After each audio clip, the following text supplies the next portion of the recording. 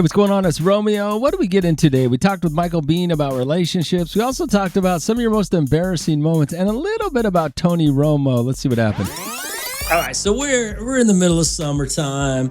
A lot of you guys are having pool parties. The kids are having their friends over. You know, you guys are having adult pool parties, kid pool parties, birthday parties. You guys are having get-togethers, barbecues with the pool. Pool parties are notorious for things going wrong, in the sense of people getting into it because of the way certain people dress. I went to a pool party on Saturday. It was like a Saturday evening into the night. You know, it was a barbecue. It was so you know how, like any barbecue, you know, you start off with all the moms. I mean, all the grandmas and the kids and everything. You know, so as it gets later, you know, it gets a little bit more adult. You know, things like that.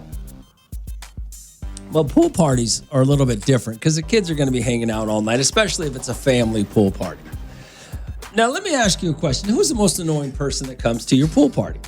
And what do they do? I do not own a pool, so I do not have pool parties. But I've gone to a few. I went to one on Saturday night, and I can tell you a couple annoying things that I know the homeowners were upset about and the rest of the family was upset about, you know, especially since there were kids around. But that's always the argument, right? If you're having a pool party and somebody wants to dress in a specific manner that you consider inappropriate, is it really inappropriate? I mean, there's a lot of girls out there that got the body and like to show off damn near everything, barely cover their, you know, private parts, you know, because they think they look good in the bikinis, and maybe they do, but that's how they want to dress and show themselves. And then they want to sit there. This one girl at this pool party was half naked, literally half naked, just taking glamour shots of herself in the pool because, well, she had to show everybody online. Now, a lot of the aunts and uncles were pretty upset about it. A lot of the grandmas going, what in the heck is that woman doing, right? What happened at your pool party? You know, there's always that one inappropriate mom that's that inappropriate single mom who's always trying to show off more than she should and act out because, well, she's trying to steal your man. That's the other thing. Ooh, that was the other thing that happened. That was pretty funny. So this is, for the most part, it was a function for my buddy who's got his kid plays travel ball, right? And so he was having a big pool party. He just invited me over, invited, you know, the kids that play ball with him and the, you know, with his son and the families. You know, those travel ball people spend a lot of time together. I didn't realize this. They didn't, when I was a kid in sports, they didn't have travel ball. So I didn't realize how much time these people spend together. And they get kind of close. Well, this is the first year that he's been a part of it. And this, I don't know if this happens in every travel ball team, but there's a single mom who's always trying to take someone's husband or always flirting too hard with someone's husband, always trying to keep attention on them. Found that out at the pool party. The single mom came pretty, I thought she was going to get her ass beat by the moms, by the other wives. I shouldn't say moms, but by the wives, because the way she was flaunting around in front of their husbands. And yeah, I thought that was going to go down. Luckily, that didn't happen. She ended, I don't know if somebody talked to her or not, but she ended up covering up here about halfway through the party. So one of the wives must have said something to her, but I don't know what that was all about. But yeah, she put some cover-ups on after a while, which I thought was kind of funny. But you pay attention. So yeah, pool parties, man, they always get out of hand. There's always someone annoying at the pool party. There's always somebody doing something. There's always somebody trying to, I remember I was at a pool party one time, and the host of the pool party, her best friend was trying to take her husband. Yeah, that was it was funny how that happened. Pools are notorious for getting out of hand. I don't know why. Pool party, you can go to a barbecue, have a great time, but you throw a pool into it, and all of a sudden you can have some real problems in your relationship. So we're talking about pool parties. For some reason, pool parties, man, they always get out of hand. Something crazy always happens. Good morning, Hal. What's going on? Hey, Romeo. I got on the radio talking about like pool parties and wives leave Yeah. Just to circle for that one girl. Yeah, what happened? I think they're just insecure about themselves. Like, yeah, I understand there's a place and time, but like, come on, it's a pool party. You gotta bring out the bikinis and all it has to be. You know, I understand there's a time and place, but I told my girl, if you want to dress that way, go ahead. Like, it's show your body. I'm not gonna like not tell you no. That's fine. I get it. But you know how when you at a pool party and it's a family function, and all of a sudden that cousin brings his girlfriend who's dressed like she's going to the strip club, or she'll be working a pole. Those grandmas and those aunties, those tias get mad, bro. What are you gonna do? The older generation, they can't stand this new generation, you know. But I can't say this. Those single moms, those single friends, those are the ones you gotta look out for. They are the ones you gotta look out for. They will snatch your husband up in a minute. Yes, because I follow someone. This is a YouTuber, and then she always put out. She's always putting it out there. Yeah. But like, she's married, you know. Yeah. But like, those friends, you know, you gotta look out for those friends. All right, brother. Thanks for calling. I mean, he ain't lying, man. Your single friend will snatch up your husband the first chance she gets, especially if he's a good-looking man. Yeah. So when it comes to pool parties get all out of hand. I just saw a story last week about some attorney somewhere. He might have been an attorney for the Navy or an attorney for one of the military forces. And I don't know if he rented out his pool or let his buddies borrow his pool, but he might go to jail now because at his house they had like all these people, women getting naked, twerking, disturbing the peace. So this guy might end up in jail for letting his buddies throw a pool party. I don't know if he was there or not. I didn't read the whole story, but I don't even know how you can end up in jail. You know, but yeah, he might end up getting charges pressed against him for this pool party. Pool parties get out of hand, man. And it don't matter if it's just your little pool party you having with family and friends, or if you having a birthday party, or if you just having friends over. They get out of hand. They do. And it's wild. RD4254-7-7. Yo, Romeo. You know, me and my husband, we have pool parties all the time with our friends. And I got to tell all the wives that come over to hold on to their man, because my best friend is single and she's a hoe.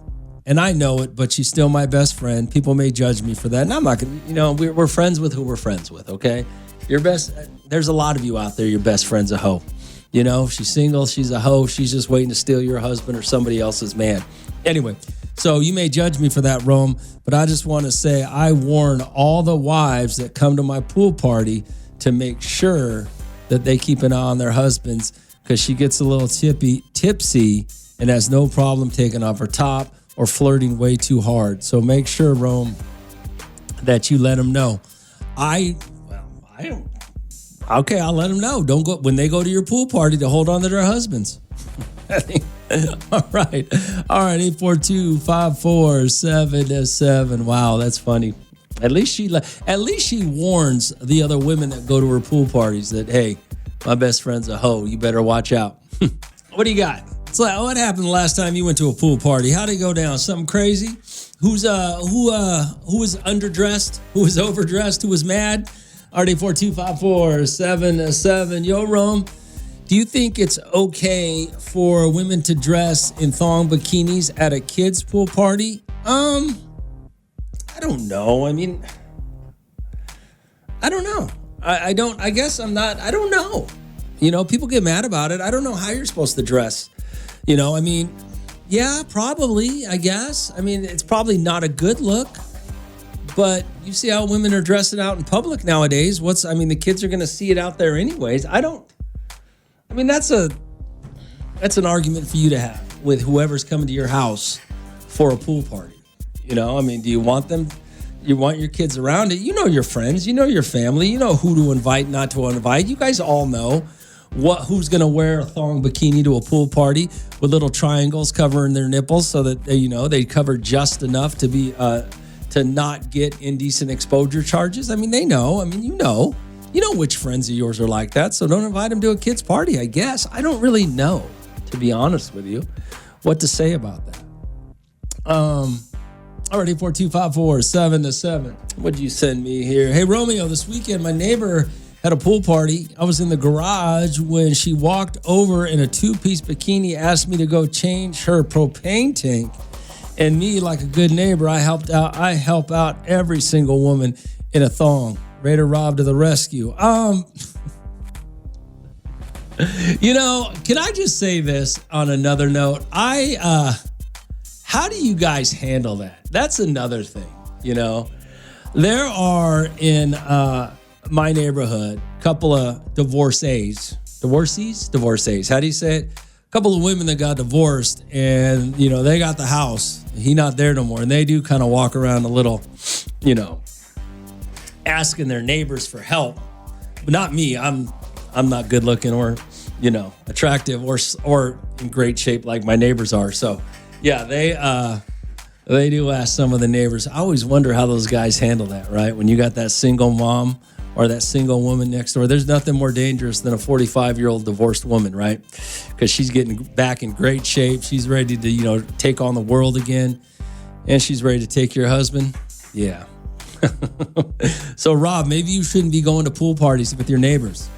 All right, 842-547-7. Yo, Rome. So get this. Last summer, my wife and I, we moved into a new house. We downgraded because the kids had gone off to college. It was just her and I. We moved into a little community. We get invited to one of the neighbors' pool parties, and it turned out it was a swingers party, Rome. I had no idea. Me and my wife kind of freaked out about it. We left and never went back. Like I said, man, there's two things you can guarantee things are going to get crazy. A pool party and a boat. If you want to hang out with people, don't ever hang out with people who have a pool or a boat if you're a prude, okay? Because it will go down at some point. We're talking about pool parties, right? Pool parties tend to get out of hand. They tend to get sexual for some reason. More often than not, pool parties tend to get sexual than they do, you know, real crazy, you know, cops getting called. It more has to do with the sexual things that happen at pool parties. Already 42547-7. Hey, Romeo. My husband and I went to this one neighborhood when we were buying a house, and it was about 1 PM. We're going through the house. It was a 2-story house. The neighbors next door were having a pool party. Most of the women had their tops off and were running around drinking, partying, music was going. This was at 1 PM during the week. So mind you, or needless to say, we did not buy that house and move somewhere else. Well, I mean, you never know what's going on. I've had that happen before, by the way. I was looking at a house one time, and it wasn't a full-on party, but it was just a couple. They were both naked. It was an afternoon thing. They were both, you know, they always say when you go buy a house, go different times of the day to see what the neighborhood's like those different times, and you'll see. And yeah, it was just, I don't know if they're a husband and wife or a guy and his girlfriend or whatever, but yeah, they were both naked drinking in the backyard. And there was a pool involved. Already 42547-7. Hey, good morning, Romeo. I thought Raider Rob was married. Either way, he is a dumbass. He just ratted himself out. Does he not think his wife doesn't listen to the radio? Yeah, I don't know about all that. Raider Rob Raider Rob does his own thing. Yo, Rome, not related to a pool party, but my neighbor, who's a bit younger than me, I'm 35. He's 32. He was telling me he was going to move his mom in. I didn't think much of it. I imagined a senior type older lady. Rome, she turned out to be some pretty hot 55-year-old.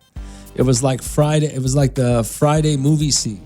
I went to check my mail. She was watering the grass and started flirting. Long story short, Rome, I really hope my neighbor doesn't find out his mom is a really good neighbor to me. So you're 35, sleeping with your neighbor's mom who's 55. I don't think there's anything wrong with that. I mean, these 55-year-old women nowadays look hot. Don't get me wrong. Women today at 55 look a lot different than women in the 90s at 55. So yeah, good luck with that. Wait till he finds out. See how that goes down. Yeah, I mean, there is a lot of. Let me put it to you like this: there's a lot of single women, a lot of divorced single women running around your neighborhoods causing havoc. You women need to watch your men, you know? And I don't care what anybody says. If he loves you, you don't have to worry about it, all that stupid saying, well, if my man really loved me, I don't got to worry about my man. I trust my man. Yeah. You trust your man till a 55-year-old single divorcee shows up half naked trying to get him to go, what did Raider Rob say? Change a propane tank. Hey, Romeo. I have a built-in pool. I see a lot of people rent theirs out on that, having strangers in your pool. Yeah, I read a story about that. I think that's ridiculous to do that. I would never, but then again, I don't even want my own family in my house, so I'm not the best person to ask about renting anything or people being in my space. But yeah. I saw a story the other day where a guy supposedly rented out his pool, a lawyer for the military. I think it was a certain branch of the military. He rented out his pool, and now he could be facing jail time for whatever antics happened at that pool party. So, yeah, I don't know about all that. I don't know if I don't think it's a good idea.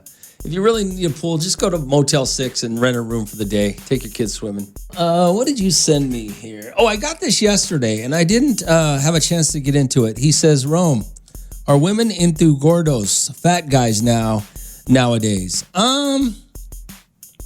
Like, is it a trend, or what do you mean by that? I'm not sure what you mean by nowadays. Like, fat guys were never in, and now that's all women want because it's trending, or what? What are you trying to tell me here? All right, 842-547-7. Basically, I'll tell you this. As a general rule in life, okay? Rich fat guys and funny fat guys in the history of the world have always got women. Okay? Have always got women. No big deal. All right? Now, is there a trend that fat guys are in? No, I don't believe so. But I will say this, and I will say this specifically about women in Bakersfield, and you can, if this applies to women in other cities, then okay. But I will say this specifically about women in Bakersfield. 90% of women in Bakersfield all want a guy who just wants them. They're not looking at a certain point in their life, Bakersfield, are looking for a guy that just wants to be with them and treats them right. Okay? So I don't know if that answers your question, but the bottom line is, as a man in Bakersfield, if you're fat, if you're skinny, if you're rich, if you're poor, if you're whatever, and you can go out and find a woman, you can go find a hot woman, you can find a fat woman, you can find a rich woman, you can find a lazy woman, you can find whatever type of woman you're into, whether you're a guy that's fat or skinny in Bakersfield. If you treat her right, then she will get with you. You will have no problem getting a girl. So your question is a little vague. I don't know what you're asking me. But as far as Bakersfield goes, women in Bakersfield want a guy who's going to treat them well. And I'm not saying, when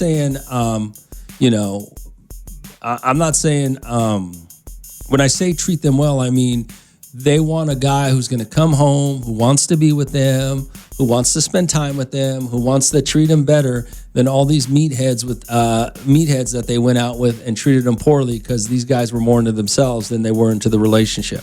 All right? Does that make sense to you? Somebody was asking me if fat guys were in.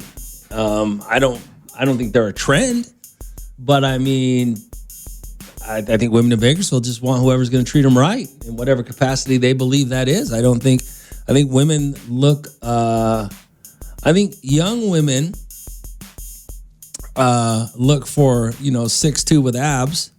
I think as they get older, they start to realize that a guy's body is not as important as as being taken care of in the capacity of whatever you want, however you feel you want to be taken care of. RD4254777. Yo, Rome, tell that guy women love fat guys if they're hardworking and genuine. I totally agree with that, especially in Bakersfield. I totally agree with that. And I mean, yeah. The only people that are mad at fat guys are the skinny jackasses, the meatheads who can't get women because of their egos. You know? Well, I mean, I think fat guys are definitely in right now. No. We are trending. I don't think not trending, but they're not trending, but they're not. I wouldn't say women are out there all just looking for fat guys and going, yeah, that's what I got to get me some of that. No. I feel like they are. When I walk out there, I feel like they're all got their eyes on me. They're looking at me, see if I got a ring, see if I'm available, because I think these women have learned that fat guys know how to take care of them. We listen. We know how to provide. First of all, they're not all looking at you. You're an idiot if you think that. Second of all, no. Fat guys aren't not. Some fat guys are jackasses. Okay, not all of them are great guys. And just like some guys, skinny guys are genuine as well. Not all skinny guys are jackasses. So you are 100% wrong in your thought process right now. Well, I've never had a problem pulling a beautiful woman, and it's gotten even easier as I've gotten older. Because when I was young, a fat guy, no women wanted a young fat guy. But an older fat guy, they know he's responsible, he's paying the bills. He's taking her out. I'm telling you, we're in. Fat guys make the world go round. Get out of here. You're an idiot. He's 100% wrong. Fat guys, first of all, do not make the world go round. I know plenty of guys. You might want to say older guys make the world go round. Maybe you want to say that. But I know plenty of guys who are in great shape who are really good guys, you know. But if we're just going to talk about fat guys specifically, I don't think they're a trend. I don't think women are going out, I got to get me a fat guy. But I think women are smart enough in Bakersfield to go, I don't care what he looks like at a certain point. I just want a guy that's going to treat me with respect and communicate with me and love me. I think they just are looking for that. Somebody was asking me if fat guys were in. I guess they're trending. I don't know. All right, 842-547-78 Romeo. As a woman, let me tell you how it goes. It's not that fat guys are in or out. It's the way that women think about men. Women in their 20s want that young, hot guy who's going to be a millionaire. When they get older and it doesn't work out that way for them, they start to realize that they need to change what they're looking for. So fat guys look a little more attractive because they are a little more responsible. They do have jobs and they do want to come home to you. That's the difference, Rome. Not just the weight or not just the weight. Well, yeah, I mean, okay. I get it. Okay. Romeo, I just have a quick question off the subject, whatever you're talking about. Okay. I broke my ankle back in May. But right before I did, I had one free lunch. Does that expire, or is it still there at the studio? I think you have 30 days to pick up a prize. Okay. Okay. No problem. I was just curious before I drove over there. I was like, oh my God. I heard it yesterday and was like, oh my God, I forgot I won that in May. I broke my ankle, had surgery, and completely forgot about the rest of the world. How did you break your ankle? I tripped over my daughter's puppy. Oh. And the worst part is, it wasn't supposed to be there because I just got back from working in Albuquerque, just got back from the airport, walked in the house, walked to the backyard. The puppy surprised me, tripped me, and I broke my ankle. Is the puppy okay? The puppy's fine. The puppy's fine because I didn't step on her. Oh, okay. Well, good. I tripped trying not to hurt her, and I just hurt myself 10 times worse. Well, I will actually tell you this, since you probably won with Jay Reed.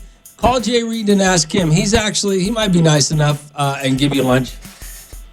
Okay, I'll try. I was trying to call him yesterday, but I couldn't get through. Oh, well, just keep trying. You get a hold of him. He's the guy that can make that decision for you. He might hook you up. You never know.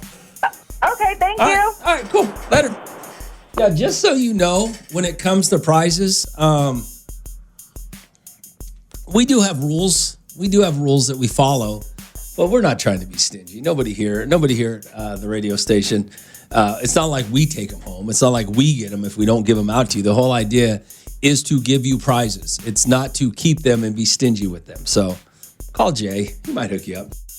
Michael Bean is here from the Marriage and Family Center. It's Thursday, so let's talk to Michael. Good morning, Michael.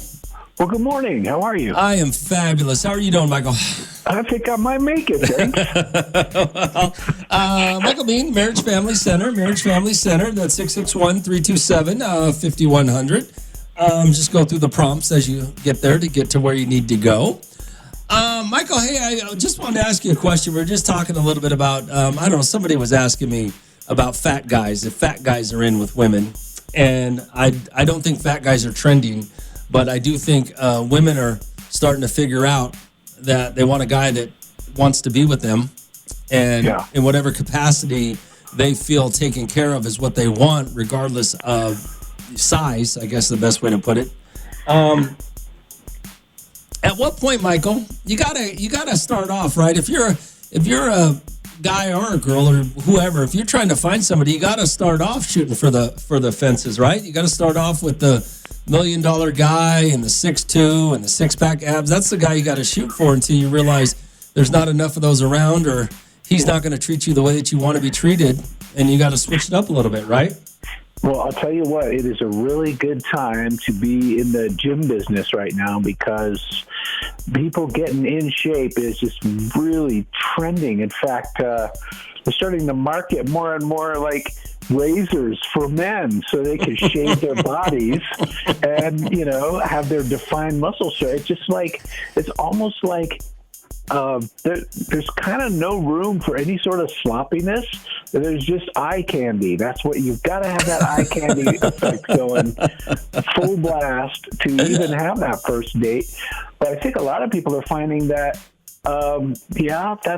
that's attractive for a minute, until you maybe need a hand with something or a sympathetic ear or something, and that other person is just kind of, they're just in their own world. They're just focused on, more superficial things. Do you think, I think this might be a dumb question, but I think that, especially in Bakersfield, I think men focus more on superficial things and don't learn their lesson more so than women do. I think women kind of well, I wanted this guy, but now he's not treating me well, or he's kind of an arrogant, egotistical jackass because he's got, because he knows all the women want him or whatnot, and they start to realize, well, wait a second, this is not how I want to live my life. So let me figure it out, as opposed to guys who just jump from the next attractive thing to the next attractive thing, get treated the same way. I don't know. Maybe men and women kind of do narcissism differently. Maybe women focus on their self-development or something else, or they just kind of turn inward a little bit, or kind of I don't know. Maybe it just looks different, but I'm not sure. I think it's sort of an equal opportunity thing where you can just get too focused on the Botox and the perfect this and the perfect that. I don't know that it's a real gender specific thing. I think that I don't know. I think people kind of get it. People get the idea of, I want to look good. And if I need to spend some money or have a procedure or go to the gym all the time, whatever I need to do to have a certain look, okay, there's something to that. But again, I think you and I know that doesn't last. Well, so these looks don't last. As funny as, and I don't know if you've seen this or not in your profession, but with these GLP-1s and these Ozempics and whatever, or these guys going and working out, or these guys taking these, with how easy it is nowadays for men and women to lose weight and get skinnier. Have you noticed problems occurring in relationships? Because when you got two fat people that don't look, they just kind of feel like, you've always said this, Michael, people kind of attracted to people who they think look at the same attractive level as them. Yeah. So when you're in this marriage for 10 years, and then all of a sudden one of you decides, you know what, it's so much easier for me to lose weight. I'm going to get thin again, and my ego's going to get better. My insecurities are going to go away. All of a sudden, do you see problems with couples because of this? Yeah, when one person starts to really focus on looking more attractive, being more in shape, even getting ahead, even like, okay, well, I'm going to get that degree or that certificate or whatever, or a little better job, get a promotion. The other partner can start to feel a little bit challenged. Like, well, are we growing apart? Are you sort of moving on from me? It's not just that you're trying to improve yourself, but are you just trying, I'm not good enough for you anymore kind of thing. So it can challenge a person's sense of, am I still okay the way I am? Well, Michael Bean is here from the Marriage and Family Center. Hold on a second. We'll get going more. So Michael Bean is here for the Marriage and Family Center, 661-327-5100. Good morning, Michael. Well, good morning. Okay, we were talking a little bit about changes, about weight change. Yeah. But I want to talk about change in general, just in a relationship. Because weight, job, there are a lot of different things in a relationship that are a major change, right? And when one person in that relationship decides to make a significant change in their lifestyle, does that mean they're just waiting? They're getting cheated on because the person who's not making the significant change always gets insecure and thinks, oh my God, does this person not want me anymore because of the significant change, whatever that may be? Or is that just their own insecurity? Believe it or not, I get that question quite a bit. And I don't think anyone who asks me that question likes the answer. They do. They'll say, hey, my partner's going back to school, or they're starting to, work out a lot at the gym and get into shape, and they're really focusing on this, whatever self-improvement they're kind of doing. Yeah. Should I worry? They ask me, should I worry? And I always tell them, yes, you should worry. You should worry. If you're not working on yourself as much as they are, then they are going to get bored with you. Then they are going to kind of take a second look at you and think, well, wait a minute, I'm working pretty hard and I'm getting myself kind of to be a better person. And then they're going to look over at you. And one day they're going to kind of go, what are you doing? And what am I doing with you? I will say, I don't know why anybody doesn't. That makes perfect sense, because if you look at somebody and they're going down a bad path, and you look at your spouse and go, wait, this path that you're leading down is just not beneficial or healthy for me and you. What's the difference between towing down a good path? Well, now I want to better myself, but you don't. But what if the other spouse doesn't need to be better? Well, I mean, okay, maybe they don't need to be better. Maybe just you do. And maybe you are going to kind of move on from them, but you are moving on from them. Your partner really is moving on from you when they are improving themselves and you're not. It doesn't mean you have to improve yourself in the same way. Just become a more fully developed, more interesting person. Have something to talk about at the table when you get together, and not just, give me another beer and loud belch. That's just not going to make a great relationship. Now this kind of flows into what you wrote down, Michael, from the other day about getting out of your comfort zone for your spouse. Now, if your spouse comes home and says, you know what, I'm going to get into skydiving. I've been wanting to do it forever. And skydiving is just going to consume me, and you either going to get on board or get not.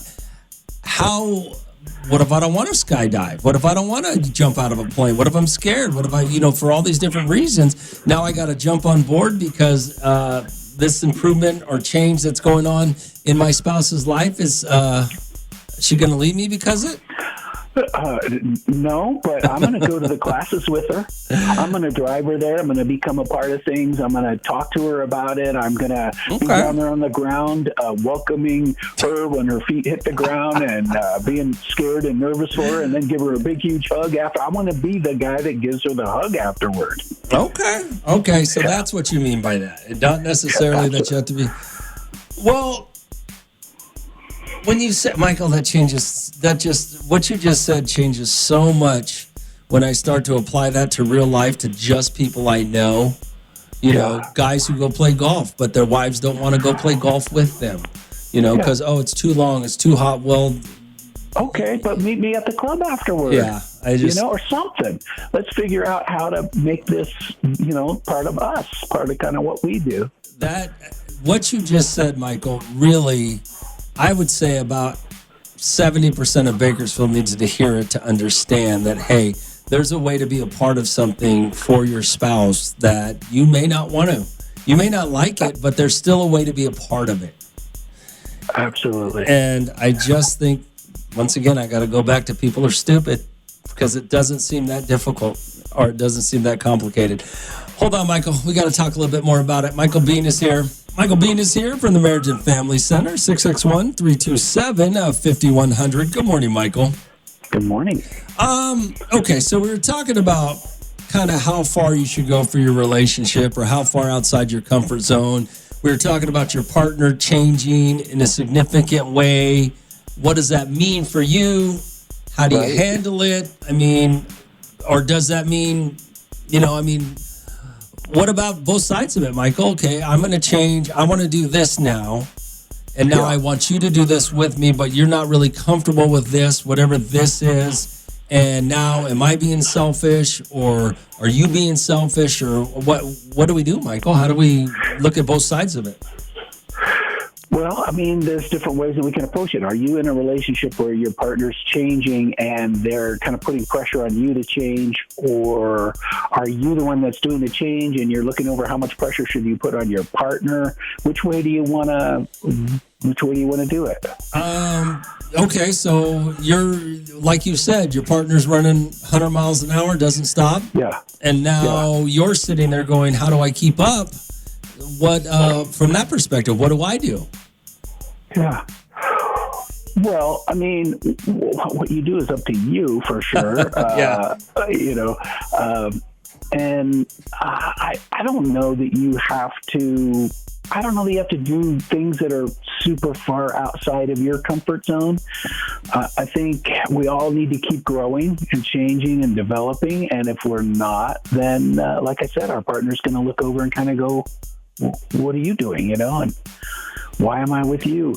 So I think we just make sure that we don't become that person, that we figure out, okay, well, what am I going to develop? Where do I change from here? How do I grow at this point? And do that. We overcome a bad habit. Maybe I could cut down on my drinking a little bit. Maybe I could increase my exercise a little bit, whatever. But you got to do something. Well, let me put it to you like this, Michael. What if, and I kind of joked about it, what if I don't want to grow? What if I'm fine, right? What if your partner was the one that, how do I put this? If your partner decides we're going to grow in a certain way, but we didn't start at the same place. Yeah. You know what I'm saying? Like, I've done all these things. I'm out here doing all these things, and now all of a sudden you want to do all these other things. And now you're catching up, and now I'm not growing now because I've already done all the things that you're growing into. Does that make sense to you, Michael? Yeah, we started apart, and now we're still sort of apart.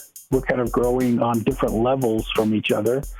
I just feel like as long as we keep coming together, as long as we keep making our relationship and each other a major part of our lives, I think it can weather that.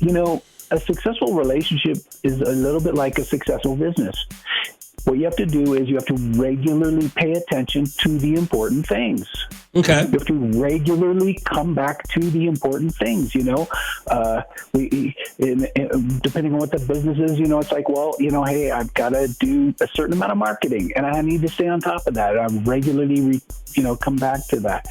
Well, you know what? I have a certain level of compliance, data or whatever. So I have to keep coming back to that and checking and making sure my compliance is good. Whatever kind of your business is, whatever the constraints are and the needs are of that business, you have to keep. Well, the same thing for a relationship. Hey, we have to have a certain amount of fun together. We have to figure out how to put things in the calendar that we're going to enjoy doing together. Hey, you know what? We have to have a certain amount of time where it's just you and I, just talking and nothing else really kind of going on. Hey, we need to kind of team up on taking care of the house or taking care of the yard or, whatever our kind of our mutual goals are, the things that we kind of share. We got to do that together. And then that becomes what our relationship is. Gotcha. I got you. All right, Michael Bean is here for the Marriage and Family Center. Michael Bean is here for the Marriage and Family Center, 661-327-5100. Good morning, Michael. Good morning. This whole idea of people changing in a relationship, right? Yeah. We would hope that if we got together in our 20s, we're different people than we are in our 30s, 40s, 50s, kids, jobs, whatever, right? We would hope we have become better people, right? Because almost always we are, yep. But these significant changes are what really causes problems. And what you said it very perfectly when the song was on, Michael, is, well, what if one of us is happy with our life, our job, we're not doing terrible. We're not, struggling. It's just we're in a nice place. And then one partner goes, well, no, we need to have more. We need to do this. We need to do that. And you're going, well, wait a second. Why? Yeah. Yeah, and then it's really hard not to feel like things are super unfair when we have to sort of let our partner go. I got to let you move on from me because I really am okay living in this tiny place or, whatever my life is. Mm-hmm. I'm okay with this life. I see that you're not. You want something more in your life, and, bless you. I got to let you go, and I don't want to hold you back. It's really hard to do when you have an emotional connection to somebody. Why do we always think more is better? I mean, that just seems is it just, how do I put this? If we're not moving forward in a way, then we're standing still and we're not becoming better. But why? What if I've reached a point in my life where I'm okay? Everything's good. I'm not, just having a decent life. I won't say decent. I'm having a good life. And then all of a sudden you go, well, we need to change because I'm bored or because we're at a standstill because we're not looking for what's next. When you spend, Michael, when you're young and you spend 20 years, working hard, getting better cars, getting a nicer house, and all of a sudden you've made it to a point where you go, well, wait a second, now what are we going to do for the next year? We still got to keep climbing. Is that unfair to say? I mean, that's the way a lot of people look at it. And then there are a lot of people who sort of do achieve that. Okay, I've got the house and the yard and the car and the job, and I'm going to keep going to the job and doing my job so that I can come home to my house and my yard and my car. Yeah. And some people are just totally fine with that for quite a long time. Mm-hmm. Again, the problem happens when your partner isn't. When you have somebody who's wanting to change and grow and learn and, okay, now I want to do the next step. Now I want to, this house was fine, but, I want a vacation house. And your partner is like, yeah, that sounds like a lot of work. And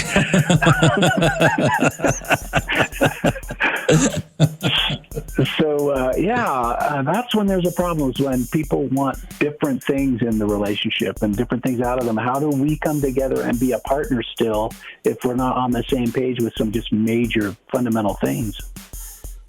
So what do we do? I mean, at some point, Michael, I guess, I know that's not your business, but some people you just got to go, well, you need to go find that on your own or find somebody else who wants that with you because at this point in my life, I don't.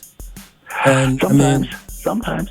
Other times we can find ways to what we do connect on. We have kids together, or we share other things that we've always shared that have been common. We have extended family now that we're connected to. So maybe there's enough that we can continue to focus our relationship around and really be a couple.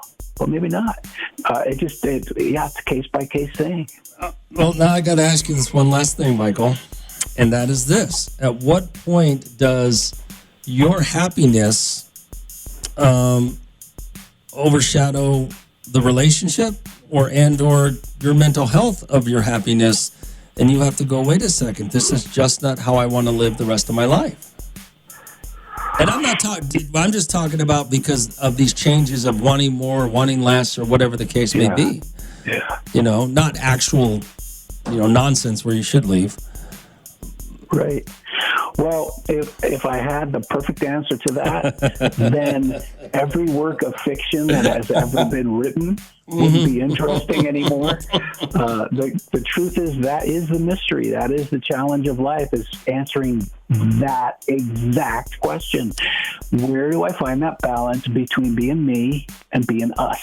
And where, how do I do that? How do I hang on to what I love without letting go of too much of who I am?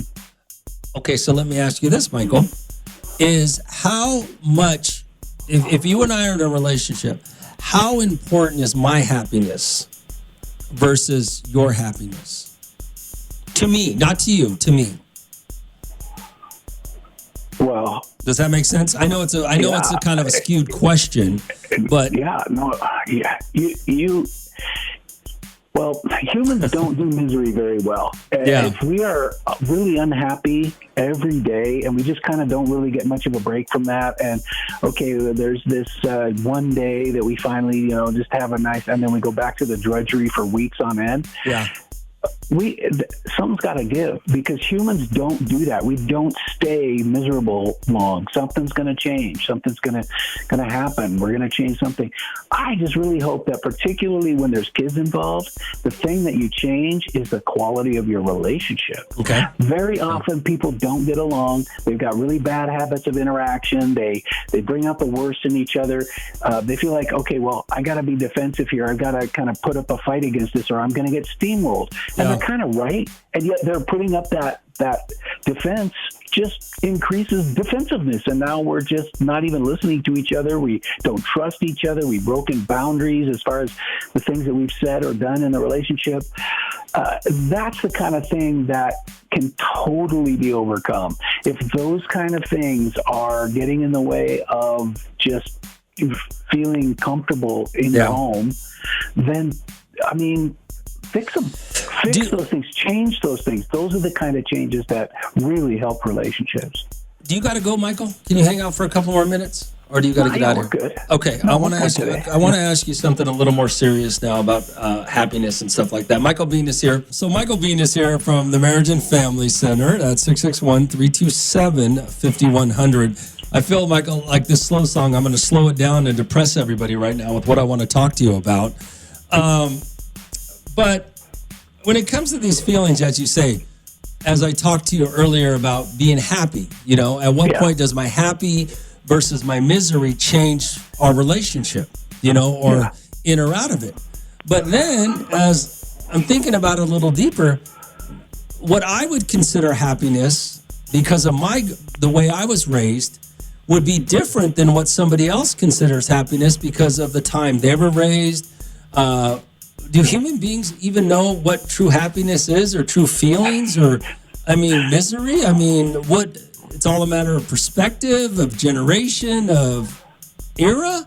I don't know, Michael, because I'm sure you've seen it before. You look at something and you go, that's just ridiculous. Why do you rub some dirt on it? You'll be fine. Stop crying, and you go, well, wait a second. That's how I was raised, not how you were raised. Yeah. So I don't know what to say. You're right. There are different attitudes about feelings now in general than there used to be. That's for sure. Mm-hmm. Than our parents did, for sure. They did feelings way differently than we did in their parents before them. Yeah. So, yeah, there are some kind of generational differences. People do know whether they're happy or not. Okay. And it can be really difficult for us to sort of understand what a person's going through sometimes when we think, well, if I were going through that, I'd be feeling way differently about this.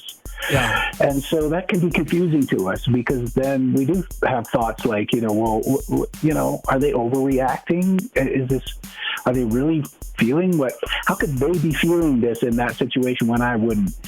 That's kind of what makes sense to our brains to think, but but we're not them. And the very best we can do sometimes is to really try to get what they're going through, what's happening with them, and as their kind of world is collapsing in that moment or whatever. When you watch a little kid lose their balloon and it goes floating away and they're just like screaming like they've just lost a body part. Yeah. Man, to that kid, it is the end of the world. Yeah. My world was that balloon, and then now it's going away, and I'll never get it again, and it's gone. So, that we are all that little kid. Our emotional systems might mature. We might have some perspective. We might realize, okay, there's other balloons in the world. Yeah. But really, that emotional system, we still have it, and so we're still going to kind of go through the same sorts of things. And the best we can do is, like I said, do our best to try to understand what somebody else is going through when they're reacting to something in a way different way than we might have. Well, I didn't say this, and I don't know who said it, but somebody said the hardest thing you've ever gone through is the hardest thing you've ever gone through. Yeah. For you, it might be different than for me, but I want to go back to the balloon thing, and this is kind of silly, but the kid loses the balloon. Some parents will go, well, he needs to learn. And some parents will go, let's just go get him another balloon. And I don't think either way's wrong. It just depends on how you think of things, or how you were raised, or how you feel about certain. And when you apply that to relationships, well, you should accept this because of that, or I should accept this because of that. And you kind of go, well, we have different. I like the way you said it, Michael, understanding what they're going through so that you can kind of be more relatable to what's happening. And I don't think we do that a lot today. I think there's a big generation gap of people who don't do that anymore or don't know how to do that. Well, I mean, who among us would not at least pick that little kid up and do our best to kind of give them a little bit of comfort for what they're going through, even if us losing a balloon wouldn't have that effect on us. It's having that effect on them. And so I think that's what we can do with someone else who's going through things in a way different way than we are, is we can be that parent to the kid, just lost a balloon. Yeah, we're not going to cry if our balloon gets away. But they are. And so we can kind of go, hey, just let me hold your hand for a minute while we walk, or let me pick you up and, just kind of carry you a little bit, or, whatever you're going to do as a parent to be there for and with them. And that's what we do with each other too. Somebody's going through something, it's affecting them hard. We just try to be with them in it. Just, hey, let me just be with you in this for a little bit. Yeah, but we tend not to do that with our spouses as much as we do that with friends or kids. For some reason, we don't sit there and go, you know what? I came home and Betty at work just did this, this, and this, and you're going, well, it's not that bad. You want me to hear what I have happen in my day, or what? You know what I'm saying? We just don't. For some reason, we just compare and keep score. Right. Right. I don't know why we sort of start to expect our partners to act in things in the way that we would. I don't know why we do that. We start thinking, well, you're crazy if you're not thinking like I do. Because people are stupid, Michael. I keep telling you, people are stupid. All right, what did you text me here? Let me get to them already. 4254777. Hey, Romeo, I got to tell you this. It was so embarrassing. Yesterday, I got home early from work.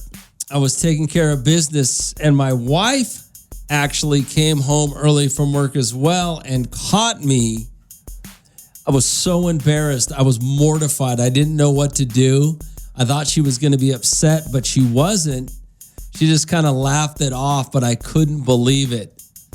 She said, that's what guys do. And then we ended up, oh, okay.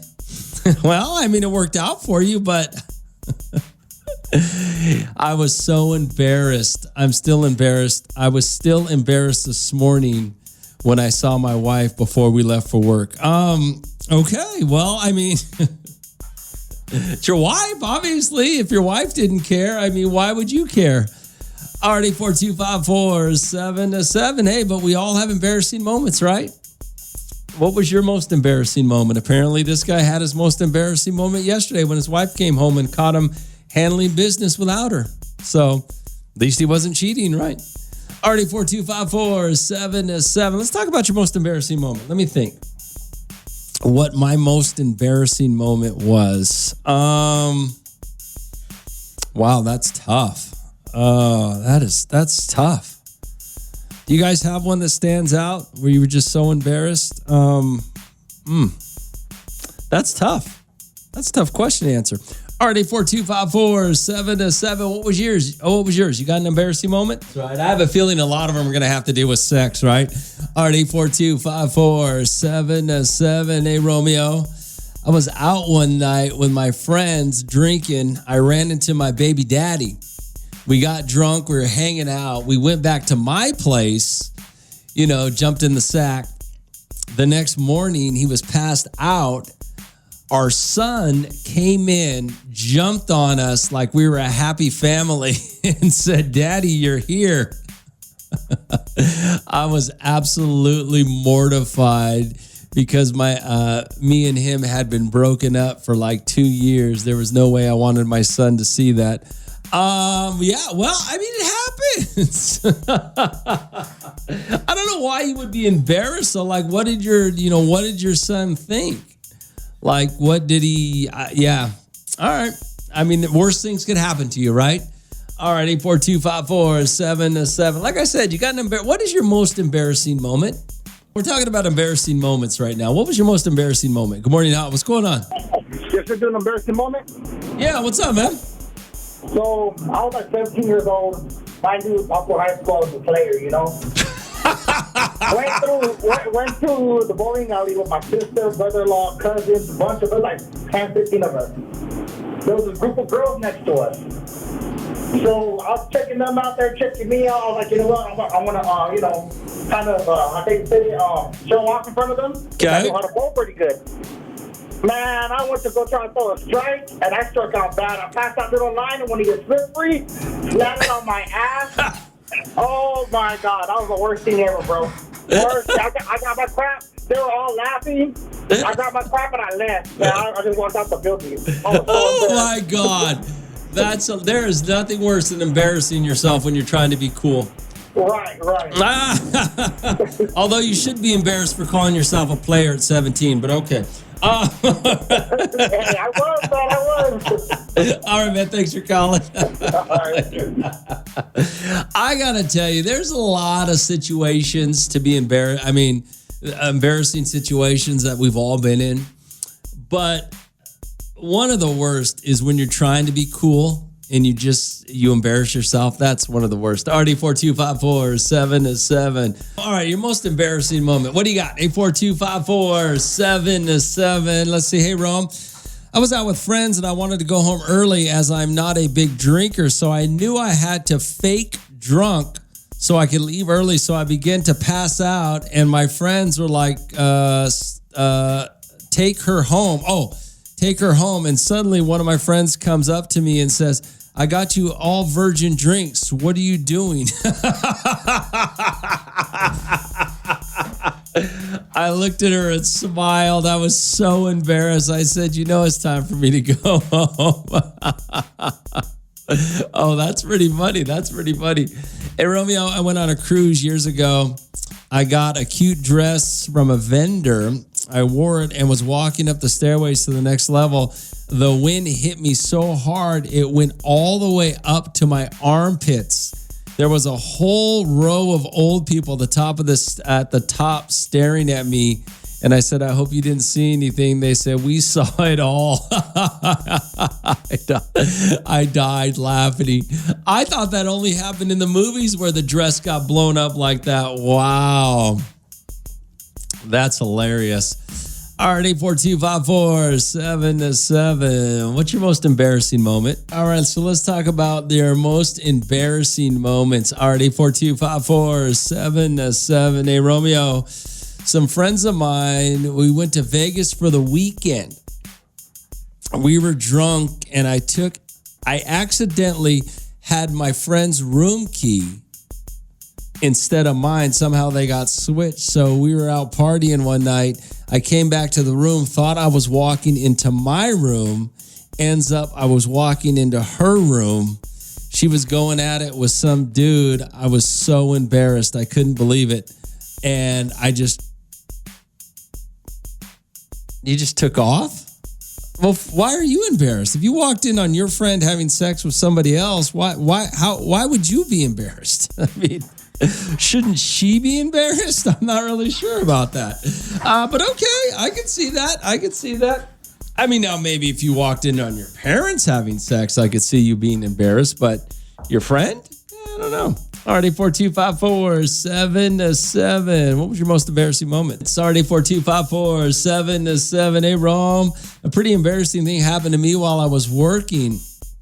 I work outside and go door to door. I was crossing the street and didn't realize the curb I was about to step on was higher than normal and totally in front of a lot of traffic.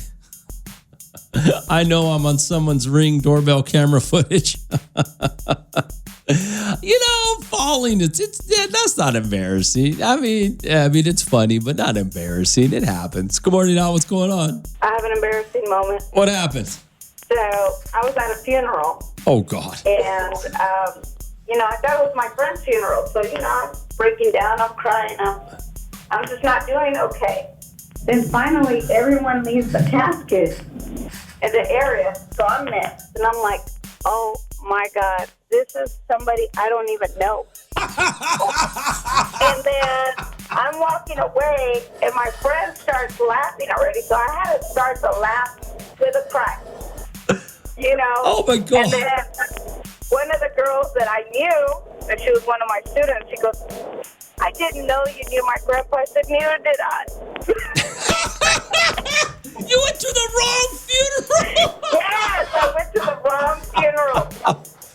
Oh, my you know God. What? And I didn't even think twice about it. I was just like, there's a lot of people here I do not know. That is hilarious. Oh, my God, that's funny. I deserved an Academy Award for that.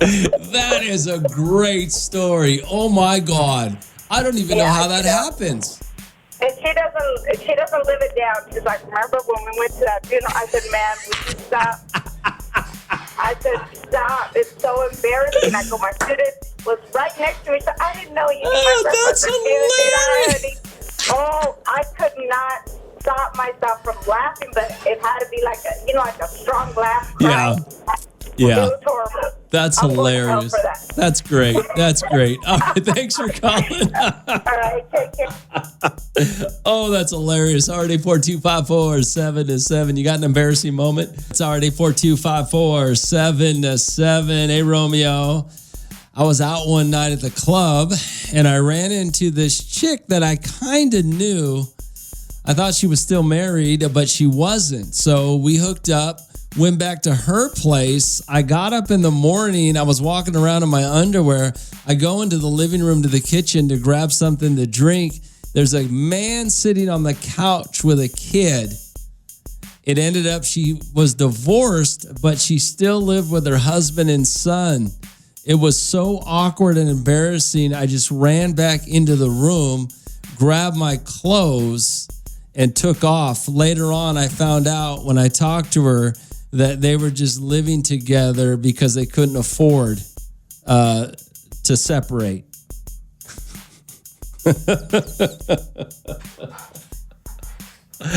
Wow. I don't even really know what to say about that. That could be embarrassing and awkward. Yeah. All right, 842-547-7. I'm trying to think. I remember when I was in college, I went home with this girl, but we had known each other for a couple of years, And we went home together one night after the bar, and her roommates came out while we were on the couch. But that wasn't embarrassing for me, probably more embarrassing for the roommate. But man, her ex-husband and her kid are sitting on the couch, probably watching cartoons, eating cereal. You're in your chones getting ready to go get some juice, huh? All right. Hey, Rome, I got an embarrassing moment for you. I met this girl one night. We went back to her place, did our thing. The next day, I woke up buck naked in her bed. Apparently, she left for work, and her roommate was waking me up. Nice. Good morning, now. What's going on? Romeo, I got a good one for you, bro. What happened? So at my old job when I was like 20, I'm old already, right? So I was like 20 years old. I was at this old job, and I'm training this new guy, and he's very quiet, very serious, you know, showing him the ropes. And then out of nowhere, this chick that I used to go out with, not even go out, you know, mess around with, rolls up. And I'm like, oh, what's up, you know, whoop-de-whoop. And the guy's there, never says nothing. Later on the night, we're closing up, and I see the same girl. She's across the street. And we're all the guys were just standing there, and now that, oh, you see that girl over there? And everybody's like, yeah. And I go, man, bro, I used to, you know? Yeah. And then everybody starts laughing. So the new guy then looks at me, he goes, oh, that's my wife. Oh, my God. I didn't even know what to say. The new guy didn't come back to work the next day or anything, bro, but I was just embarrassed, bro. Like, I didn't even know what to say. Well, at least you have some humility about you. That's good, man. That's good. All right, brother. Thanks for calling, man. Later. 342-547-70 for the guy that hooked up with a girl and her husband walked in. He says hey Rome, he watched for the rest of the time, but then they played in town. Oh, when they play in town, she'll call me and we hook up. He would watch, but sometimes it would be all three of us. Okay, all right. So he watched you. Okay, I could see how that would be awkward. The hard ass question was just too many people have cell phones nowadays, so you can't really do the hard ass question anymore because people just Google it. And then you get, so then they just call real quick. So it is what it is. Hey, Rome, surprise Seahawk Lou or Raider Dave, the biggest idiots of Kern County, hasn't called you yet. It's going to be a great day. Well, Raider Dave already called this morning. He's up pretty early. Seahawk Lou, who knows what he's doing. Hey, Rome, did the coin shortage stop spare change bingo? The coin shortage. There was a coin shortage? I don't think there's a coin shortage, but no, I don't know. I mean, things, we move on. You move on to do different things, right? Different contests. That was a long time ago. Romeo in the morning. Every morning. On Hot 94.1.